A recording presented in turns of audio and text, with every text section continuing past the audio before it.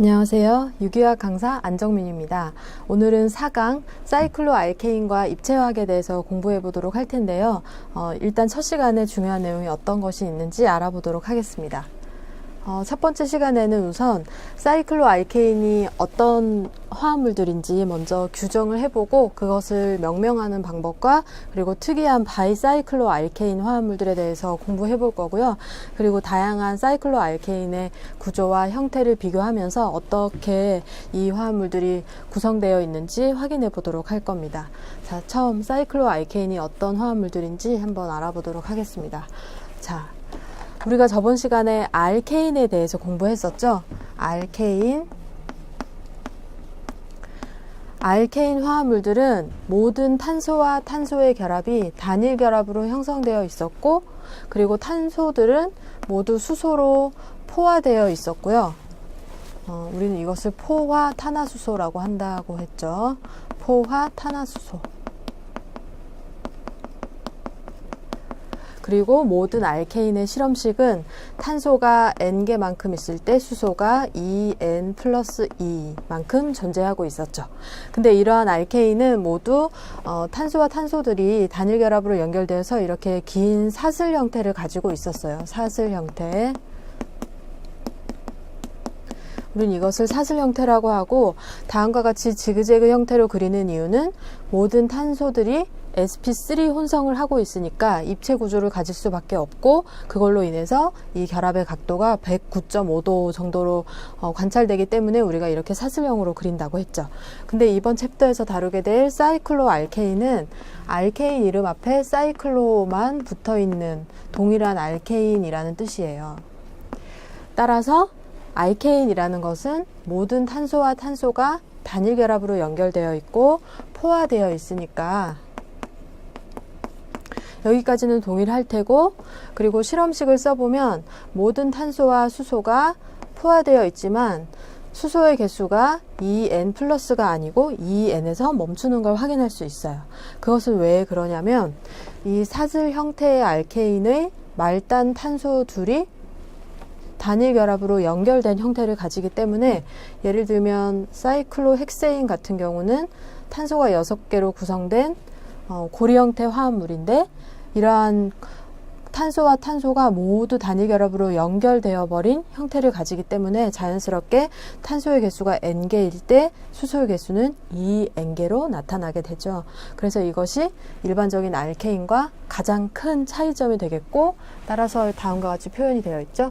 탄소의 개수가 N개일 때 수소의 개수가 2의 N개이다. 이렇게 보시면 되겠고, 가장 작은 사이클로알케인의 구조가 바로 탄소 3개로 구성된 사이클로프로페인이 되겠죠. 그래서 탄소가 3개 있을 때 수소가 6개 있는 화합물이 사이클로프로페인이 되겠고, 그리고 탄소가 4개로 구성된 고리 화합물을 탄소 4개에 수소가 8개 존재하는 사이클로뷰테인이라고 부르게 되죠.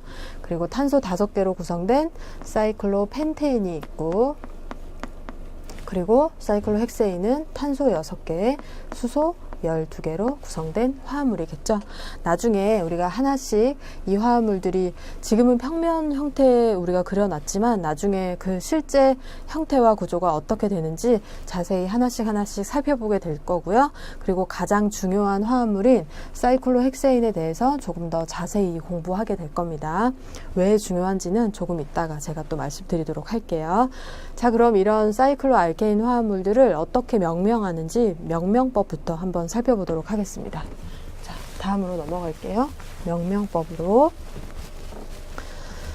자, 일단 우리가 명명법을 하기 위해서 중요한 프로토콜이 있었어요. 제일 먼저 해야 될 게, 우리가 저번 시간에 배웠으니까 여러분들 기억하고 있을 텐데, 가장 먼저 해야 되는 것이 모체 사슬 찾기예요. 여기 나와 있듯이 모체 찾기. 모체 찾기가 무슨 의미냐면 가장 긴 탄소 사슬을 찾는 것이었죠. 가장 긴 탄소 사슬을 찾고 나면 그 다음 어떻게 하죠? 기억해 보세요. 그 다음에는 각각 탄소에 번호를 부여하죠. 이때 번호를 부여할 때는 첫 번째 나온 치환기가 가장 작은 숫자를 가지도록 숫자를 붙이고, 그 다음 두 번째, 세 번째 치환기가 작은 숫자를 붙이도록 숫자를 붙여줘야 되죠. 그렇게 하고 나면 치환기의 정보를 포함해서 명명을 하게 되는데, 이때 명명은 항상 세 가지 부분으로 나뉘게 되죠. 머리, 가슴, 배로 나뉘어서 가장 첫 번째 부분에는 치환기의 정보를 작성하고요. 그 다음에는 탄소의 수를 표현해주고, 그 다음에는 작용기의 정보를 이용해서 명명을 완성하게 되죠. 그래서 사이클로알케인에도 동일한 방법으로 명명을 하시면 돼요. 그래서 가장 먼저 모체를 찾아야 되는데, 왼쪽과 같은 형태에서 고리 화합물도 있고 알케인 구조도 있을 때 더 탄소 수가 많은 것이 모체다라고 판단을 하시면 됩니다. 그래서 왼쪽 같은 경우는 고리에 존재하는 탄소의 개수가 6개고 고리 밖에 존재하는 탄소의 개수가 3개이니까 모체는 바로 사이클로헥세인이다 라고 판단을 하시면 되겠죠.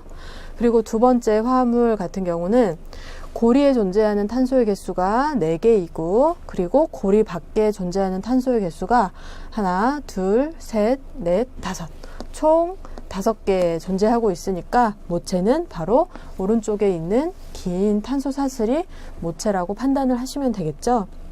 굉장히 쉬워요. 그리고 보통 노멀한 경우에 사이클로 화합물이 대부분 모체를 가지고 있다라고 거의 판단을 할 수 있을 겁니다. 그래서 모체는 다음과 같이 판단하시면 되겠고요. 그 다음에 한번 숫자를 붙여보도록 하겠습니다.